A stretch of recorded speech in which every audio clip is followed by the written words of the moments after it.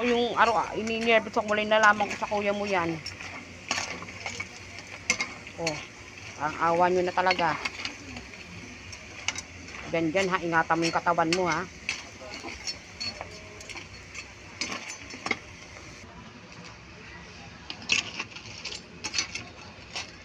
Yung ginisa na crab. Ay, may mga mari, ang tataba oh. Kahapon pa to, iba yung pinaluto nila kahapon. Yung mali ko nag-request ng burger steak.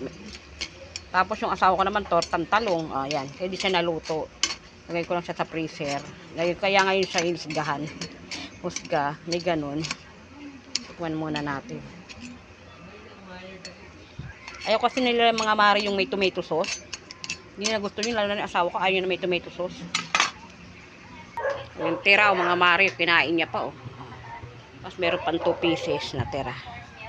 2 pieces chicken joy. Chicken joy McDo pala. Kain po tayo.